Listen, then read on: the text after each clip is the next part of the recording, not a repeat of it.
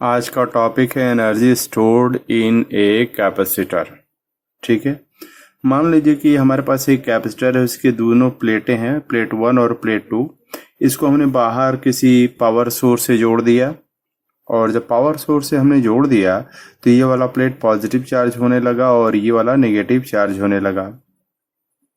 मान लीजिए कि चार्जिंग के दरमियान किसी क्षण पर इसके ऊपर चार्ज प्लस क्यू डैश है और इसके ऊपर माइनस क्यू डैश है, और इस कैपेसिटर की कैपेसिटी सी है। तो उस समय पोटेंशियल डिफरेंस इस प्लेट और इस प्लेट के बीच में पोटेंशियल डिफरेंस यानी विद्युत विभवांतर कितना होगा? क्यू डैश बाई सी के बराबर होगा। ठीक है, अब चार्जिंग में हो क्या रहा है, यहां से इलेक्ट्रॉन यहां पर पहुंचा दिए जा रहे हैं, या थोड़ा देर के लिए कल्पना करिए कि यहाँ से पॉजिटिव चार्ज उठा करके क्या है यहाँ पर भेजे जा रहे हैं। तो यहाँ से पॉजिटिव चार्ज यहाँ भेजे जा रहे हैं, तो इधर नेगेटिव बढ़ता चला जा रहा है, इधर पॉजिटिव बढ़ता चला जा रहा है। और जैसे ही ये प्लेट्स चार्ज हो रही हैं, यहाँ पर क्या इस्टेब्लिश हो जा रहा है? इलेक्ट्रिक फील्ड इस्टेब्लिश हो जा रहा है और पोटेंशियल डिफरेंस इस्टेब्लिश हो जा रहा है। आइए पुनः पोटेंशियल डिफरेंस के डेफिनेशन पर वापस आते हैं। पोटेंशियल डिफरेंस किन्हीं दो बिंदुओं के बीच का वो अमाउंट ऑफ वर्क डन है जो यूनिट पॉजिटिव टेस्ट चार्ज को एक पॉइंट से दूसरे पॉइंट तक ले जाने में किया जाता है। तो यहाँ पर मान लीजिए कि जब इसके ऊपर क्यू डैश चार्ज है और इस पर माइनस क्यू डैश चार्ज है, तो उस समय इस प्लेट नेगेटिव प्लेट नंबर 2 से चार्ज क्यू डैश पॉजिटिव को नेगेटिव प्लेट से पॉजिटिव प्लेट तक ले जा रहे हैं। तो कितना वर्क करना पड़ेगा? D W. चूंकि चार्ज बहुत ही छोटा लिया गया है, तो हम मान ले रहे हैं कि इस चार्ज के यहाँ से यहाँ जाने से पोटेंशियल डिफरेंस पर कोई असर नहीं पड़ेगा। तो potential difference remains such as equal to V. तो work done is equal to क्या हो जाएगा? Work done is equal to potential difference into d Q dash. और पोटेंशियल डिफरेंस वाला क्या है? क्यू डैश बाई सी के बराबर है इंटू डी क्यू डैश। अब हो क्या रहा है? थोड़े थोड़े चार्ज इधर से शिफ्ट करते चले जा रहे हैं और यह चार्ज होता चला जा रहा है। अब फाइनली क्या हो रहा है? इस प्लेट के ऊपर चार्ज क्यू हो जा रहा है और इस प्लेट के ऊपर चार्ज माइनस क्यू हो जा रहा है। ठीक है, और बस हमें यहाँ तक ही चार्ज करना था। तो इस प्रक्रिया में करना क्या पड़ रहा है कि इस पॉजिटिव चार्ज को नेगेटिव प्लेट से पॉजिटिव चार्ज पर शिफ्ट करते रहना पड़ रहा है। तो थोड़ी अमाउंट में जब चार्ज आप शिफ्ट कर रहे हैं तो पॉजिटिव प्लेट लेने के लिए तैयार नहीं है, नेगेटिव प्लेट छोड़ने के लिए नहीं तैयार है। तो इसका मतलब एक्सटर्नल एजेंसी वर्क करके ही इसको यहाँ से यहाँ पहुँचाएगी। तो पहुँचाएगी तो वर्क करेगी, और हर डी क्यू डैश के लिए वर्क करना पड़ेगा डी डब्ल्यू। ठीक है, तो टोटल वर्क डन कितना होगा? Total work done is equal to sum of all d डब्ल्यूज, है ना, from 0 to capital q. Charging यहाँ पर पहले चार्ज 0 था, चार्ज 0 से फाइनली कितना ले जाना है? क्यू के बराबर ले जाना है। तो this is equal to integral 0 to Q D W is equal to क्या है? Q dash by C D Q dash. अब c तो कांस्टेंट है, तो 1/c बाहर चला जाएगा, और q dash D Q dash 0 to q अगर करेंगे इंटीग्रल तो ये क्या हो जाएगा? यह 1/c into Q dash square divided by 2 हो जाएगा, फ्रॉम 0 टू कैपिटल Q। तो अपर लिमिट पर तो ये सरवाइव करेगा, लेकिन लोअर लिमिट पर 0 हो जाएगा। तो work done is equal to 1/2 से, देखिए 2 यहाँ पर ला दीजिए, क्यू डैश स्क्वायर, है ना, that is equal to Q dash Q dash अब कहाँ रहेगा? टोटल चार्ज तो क्यू न हो गया, अपर लिमिट रखेंगे क्यू डैश की जगह क्यू, तो क्यू हो जाएगा, तो डैश नहीं रह जाएगा, q square divided by twice of c. अब यह energy can neither be created nor be destroyed, only its form changes. तो ये एनर्जी गई कहाँ? यह एनर्जी स्टोर्ड हो गई in the form of the electric field, है ना। यह वर्क डन जो है gets stored in the form of the electric field. तो stored energy in the capacitor is equal to क्या फार्मूला क्या हो जाएगा? Q square by twice of c. लेकिन Q इज इक्वल टू क्या होता है? C इंटू वी होता है, तो रखेंगे तो Q स्क्वायर और यहाँ C स्क्वायर V स्क्वायर हो जाएगा, एक C कट जाएगा, तो C into V square divided by twice हो जाएगा। है ना। क्यू स्क्वायर बराबर जो है क्या हो जाएगा, सी स्क्वायर भी स्क्वायर, एक सी कट जाएगा तो क्यू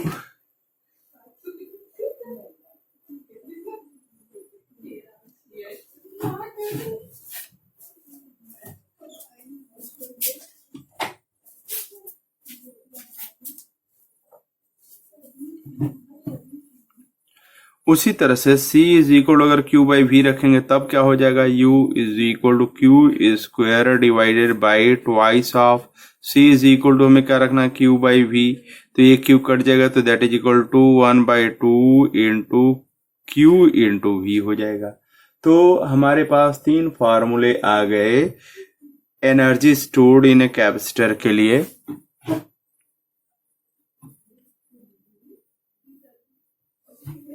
तीन फार्मूले हमारे पास आ गए energy stored in the capacitor के लिए। The first one is equal to Q square by twice of C. Second one is 1/2 C V square and the third one is equal 1/2 Q we. इसको बिल्कुल रट लीजिए क्योंकि numerical जो आता है वो इस फार्मूले की जरूरत वहां पर पड़ती है, तो जहां जैसी जरूरत रहेगी उस तरह के फार्मूले को यूज कर लेंगे। तो इस टॉपिक में हम लोगों ने क्या पढ़ा, बड़ी सिंपल सी बात पढ़ी कि अगर कोई कैपेसिटर है, ठीक है, और वो चार्ज है तो उसमें उसको चार्जिंग करने में हमको एनर्जी लगानी पड़ रही है, और जो एनर्जी लगा रहे हैं वो बाहर की किसी एजेंसी से लगा रहे हैं, बैटरी या सेल से, जिसके कारण एक प्लेट से दूसरे प्लेट पर चार्ज का ट्रांसफर हो रहा है। और in the mean time the external agency has to do work and that energy gets stored in the system of the capacitor in the form of the electric field. ठीक है, electric field के format में store हो जा रहा है, और इसी स्टोर्ड एनर्जी को हम बोलते हैं electrostatic potential energy stored in the capacitor. So हमारा टॉपिक कंप्लीट हुआ है, energy stored in a capacitor. ठीक है, यहां पर कैपेसिटर की ये पहली प्लेट है और ये दूसरी प्लेट है। आज हम लोग पढ़ने क्या जा रहे हैं, energy density of an electric field। Energy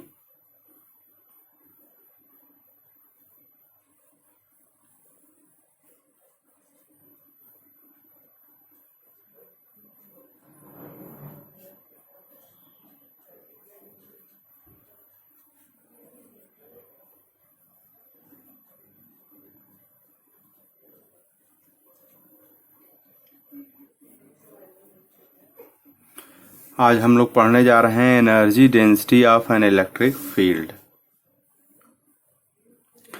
तो ये मान लीजिए कैपेसिटर है जिसकी एक प्लेट ये है और ये दूसरी प्लेट ये है, और इन दोनों प्लेटों के बीच में डेंसिटी डिस्टेंस जो है वह डी, स्मॉल डी के बराबर है, और इनके बीच में कोई मटेरियल मीडियम मैंने नहीं भरा हुआ है जानबूझ करके। क्या आप बता सकते हैं कि अगर इस प्लेट का एरिया ए के बराबर हो तो इसके भीतर कितना कुल वॉल्यूम है, कितना स्पेस दोनों प्लेटों ने जो है छेका हुआ है। तो ये आप एक क्यूबॉइड की कल्पना कीजिए जिसका बेस एरिया कितना है, ए के बराबर है, और ऊपर वाले के बीच में डिस्टेंस कितना है, नीचे वाले और ऊपर वाले क्यूबॉइड के बीच में डिस्टेंस कितना है, स्मॉल डी के बराबर है। ठीक है, तो volume is equal to length into breadth into height. तो इसको लेंथ मान लिया जाए, इसको ब्रेथ मान लिया जाए, तो यह लेंथ इंटू ब्रेथ करेंगे तो बेस का एरिया आ जाएगा, इंटू हाइट की जगह स्मॉल डी हो जाएगा, तो volume is equal to A into D के बराबर हो जाएगा। ठीक है, अब अगर मान लीजिए थोड़ा देर के लिए कि हमने इसके ऊपर प्लस क्यू चार्ज पहुंचा दिया और इस प्लेट के ऊपर माइनस क्यू चार्ज पहुंचा दिया, तो एनर्जी स्टोर्ड के लिए हम लोगों ने देखा है फॉर्मूला क्या होगा, q square by twice of c हो जाएगा, है ना, इन द फॉर्म ऑफ, यहाँ इलेक्ट्रिक फील्ड उपस्थित हो जाएगा और energy stored in the space will be equal to Q square by 2c हो जाएगा in the form of the electric field. तो इसको पहला इक्वेशन नाम दे दीजिए, इसको दूसरा इक्वेशन नाम दे दिया जाए। कैपेसिटेंस, पैरेलल प्लेट कैपेसिटर के कैपेसिटेंस के लिए फार्मूला हम लोगों ने निकाला है A epsilon naught divided by small D के बराबर निकाला है। ठीक है, तो जो हमारे पास फार्मूला है U is equal to Q square by twice of C।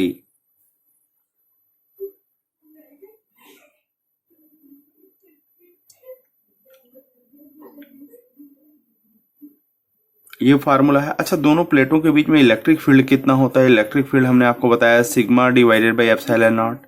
What is sigma?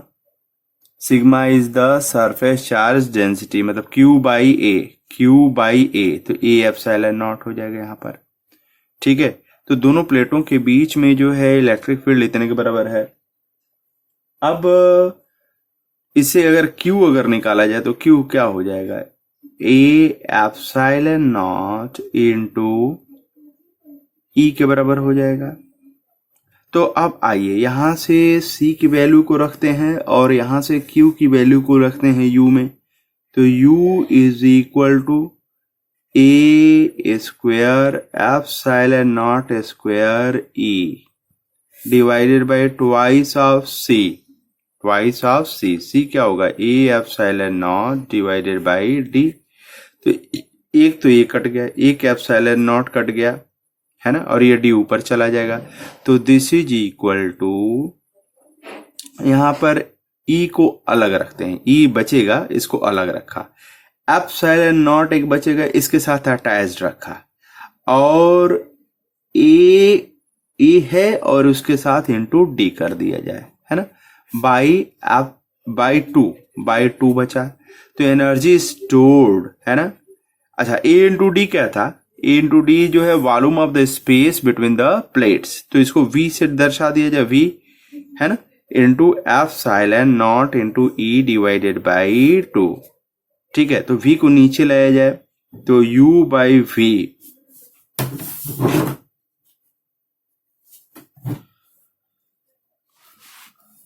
अगर V को नीचे लाया जाए तो क्या होगा? U by V is equal to 1/2 epsilon not into e हो जाएगा। तो U बाई V क्या है? देखिए, V वॉल्यूम में, यहाँ पूरा वॉल्यूम V है, V वॉल्यूम में एनर्जी कुल कितनी स्टोर्ड है? U। तो यूनिट वॉल्यूम में कितनी स्टोर्ड होगी? U बाई V के बराबर स्टोर्ड होगी। इसी को हम बोलते हैं एनर्जी डेंसिटी। तो हमारे पास यहाँ पर फॉर्मूला क्या मिला है? Energy density in the form of the electric field between the plates is equal to 1/2 epsilon naught into E. This is a very important formula. Okay. So the energy, यहाँ E square भूल गए थे भाई, यहाँ पर E square भूल गए थे, तो ध्यान रखिएगा यहाँ पर E स्क्वायर भी होगा। देखिए, जब हमने सब्स्टिट्यूट किया था Q is equal to A epsilon not into E, Q square तो ए का भी स्क्वायर होगा, एप्सिलॉन नॉट का भी स्क्वायर होगा, ई का भी स्क्वायर होगा, तो ई का स्क्वायर नहीं किया गया था, सॉरी फॉर दैट। यहाँ पर ई का स्क्वायर होगा, तो U is equal to 1/2 epsilon naught E square के बराबर एनर्जी डेंसिटी हो जाएगी।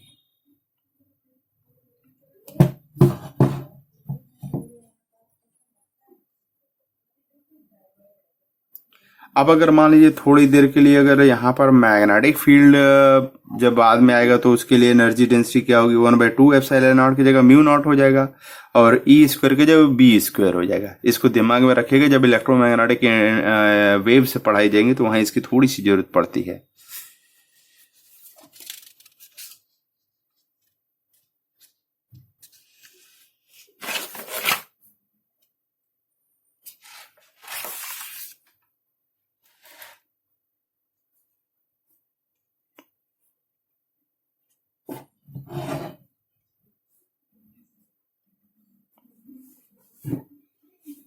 अगर मान लीजिए कि यहाँ पर एक कैपेसिटर है, आप जानते हैं कि कोई भी मेटालिक कंडक्टर होगा तो वो कैपेसिटर होगा, इसकी कैपेसिटी C1 है, और दूसरा मेटालिक कंडक्टर जो है जिसकी कैपेसिटी C2 है। इस पर चार्ज Q1 है और इस पर चार्ज Q2 है।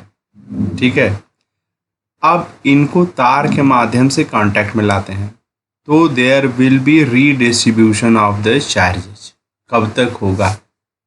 इसका पोटेंशियल मान लीजिए V1 था और इसका पोटेंशियल V2 था, तो किधर से किधर होगा। पहली बात ये है कि पॉजिटिव चार्ज किधर से किधर जाएगा, और दूसरी बात ये है कि कब तक ये घटना होती रहेगी। कौन डिसाइड करेगा कि ये घटना कब रुकेगी। तो मैं आपको बता दूं कि ये potential of the conductor decide करेगा कि कब तक ये घटना होगी। तब तक ये घटना होगी जब तक कि दोनों का पोटेंशियल समान न हो जाए। इसका पोटेंशियल V1 है और इसका पोटेंशियल V2 है, तो जब इनका एक कॉमन पोटेंशियल V हो जाएगा तो ये रुक जाएगा। उस समय कुछ चार्ज हो सकता है इससे इस पर चला जाए, हो सकता है इससे इस पर चला जाए, निर्भर करता है कि किसका पोटेंशियल ज़्यादा है। पॉजिटिव चार्ज उधर से किधर चलता है, हाई पोटेंशियल से लो पोटेंशियल की तरफ चलता है, ठीक है ना। तो यहाँ पर अगर मान लेते हैं C1 हाई पोटेंशियल पर और C2 लो पोटेंशियल पर है, तो C1 से C2 की तरफ तब तक जाएगा जब तक कि दोनों का कॉमन पोटेंशियल डिफरेंस नहीं हो जाता है, ठीक है। अब कॉमन पोटेंशियल डिफरेंस अगर मान लीजिए V के बराबर हो जाता है, तो total charge by the law of conservation of charge, अगर इसके ऊपर चार्ज Q1 था और इसके ऊपर चार्ज Q2 था, तो टोटल चार्ज सदैव Q1 प्लस Q2 रहेगा। हाँ, ये है कि रीडिस्ट्रीब्यूशन की प्रक्रिया में इसमें कुछ कम हो जाएगा, इसमें कुछ ज़्यादा हो जाएगा, ठीक है, लेकिन total charge will remain the same. तो अब इनको अगर आपने कंबाइन कर दिया है तो कॉमन पोटेंशियल डिफरेंस क्या होगा, total charge by total capacitance, है ना। दोनों मिल करके कैपेसिटेंस C1 और C1 प्लस C2 देंगे, और चार्ज कितना है Q1 प्लस Q2, ठीक है। तो टोटल पोटेंशियल डिफरेंस जो हो जाएगा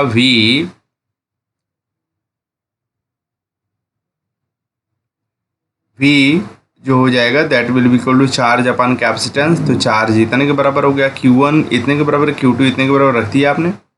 अब नई दशा में मान लीजिए कि पहले के पास चार्ज इतने के बराबर हो गया Q1 डैश, और दूसरे के पास Q2 डैश हो गया, तो Q1 डैश इक्वल क्या हो जाएगा C1 इंटू V, और Q2 डैश क्या हो जाएगा C2 इंटू V हो जाएगा। तो therefore Q1 dash by Q2 dash equal C1 by C2, है ना। इसका मतलब ये है कि दोनों कंडक्टर्स के पास जो चार्जेस की मात्रा जो रह जाएंगी वो उनकी कैपेसिटी के अनुसार होगा। जिसकी कैपेसिटी ज़्यादा होगी वो ज़्यादा लेगा, जिसकी कैपेसिटी कम होगी वो कम लेगा। Thus after redistribution the charges on the two conductors are in the ratio of their capacitances, ठीक है। ये छोटी सी बात थी। दूसरी जो बहुत महत्वपूर्ण बात है, बहुत महत्वपूर्ण बात है, जिसमें प्रश्न पूछे जाते हैं और NCERT में भी इससे रिलेटेड प्रश्न हैं। दूसरी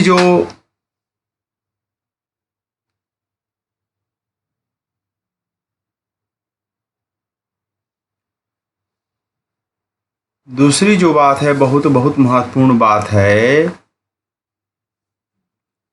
वो ये है कि अगर पहले वाले कैपेसिटर में एनर्जी स्टोर्ड जो थी 1/2 C1 V1 स्क्वायर थी पहली अवस्था में, दूसरे वाले में जो है C1/2 C2 V2 स्क्वायर थी। तो जब ये रीडिस्ट्रीब्यूशन होगा तो एनर्जी का क्या होगा। आप कहेंगे sir law of conservation of energy के अनुसार जो है energy will remain the same, होना भी चाहिए, लेकिन यहीं पर आश्चर्यजनक चीज़ें दिखाई देती हैं। तो जब रिकनेक्ट करेंगे तो कॉमन पोटेंशियल डिफरेंस आ जाएगा V is equal to total charge by total capacitance. तो Q1 plus Q2 by C1 plus C2 is equal to this much हो गया। अब potential energy after connection is done, है ना। तो फाइनल पोटेंशियल एनर्जी क्या हो जाएगा, पहले कैपेसिटी तो फर्क नहीं पड़ेगा, लेकिन पोटेंशियल डिफरेंस पर फर्क पड़ा है। तो V स्क्वायर कॉमन ले लीजिए, तो 1/2 C1 plus C2 V square, और V की वैल्यू यहाँ पर रख दीजिए। V की वैल्यू क्या आया है C1 V1 plus C2 V2 by C1 plus C2। तो यहाँ पर टोटल एनर्जी फाइनली जो है सिस्टम के पास इतने के बराबर है, और इनिशियली कितना है 1/2 C1 V1 square plus 1/2 C2 V2 square. अच्छा चलिए, यहाँ पर U1 initial energy minus final energy घटा दिया जाए तो घटाएंगे, तो ये कैलकुलेशन करते हुए U इनिशियल और U फाइनल की वैल्यू तो मेरे को मालूम है, तो उसकी वैल्यू अगर रखा जाए तो हम देखते हैं कि this is equal to 1/2 C1 C2 V1 minus V2 whole square by C1 plus C2। C1 positive है, C2 पॉजिटिव है, V1 minus V2 positive negative दोनों हो सकता है, लेकिन उसका स्क्वायर तो पॉजिटिव होगा। C1 C2 पॉजिटिव है, तो यानी पूरी की पूरी चीज़ क्या आ रही है, पॉजिटिव है। इसका मतलब इनिशियल एनर्जी में से फाइनल एनर्जी को घटाया गया, वो पॉजिटिव आ रहा है, दोनों बराबर नहीं है। U इनिशियल ज़्यादा है, U फाइनल कम है। इसका मतलब जब रीडिस्ट्रीब्यूशन कराया गया है तो एनर्जी कहीं ना कहीं चली गई है, ठीक है, ओके। तो कहाँ गई है ये energy? So when two charged conductors are connected, charges flow from higher potential side to the lower potential side till the potential of the two conductors get equalized. In doing so, there is always some loss of potential energy in the form of heat due to the flow of charges in the connecting wires. जब आप redistribution करेंगे तो तार के माध्यम से कराएंगे या कुछ कनेक्शन के माध्यम से कराएंगे, और जैसे ही कनेक्शन के माध्यम से कराएंगे थोड़ी देर के लिए करंट फ्लो करेगी, और जब करंट फ्लो करेगी तो सिस्टम में रेजिस्टेंस ऑलरेडी प्रेजेंट है, तो some of the energy will be converted into thermal energy, तो ये लॉस हो जाएगा। तो याद रखिएगा, दो कैपेसिटर को अगर आपने कनेक्ट किया है, ओके, और एनर्जी का रीडिस्ट्रीब्यूशन अगर आपने कराया है, तो उसमें एनर्जी लॉस का जो फार्मूला होगा वो ये होगा, है ना। और इस पर न्यूमेरिकल प्रॉब्लम्स पूछे जाते हैं, इस पर थ्योरेटिकल क्वेश्चंस भी आ सकते हैं। सो बी वेरी वेरी विजिलेंट।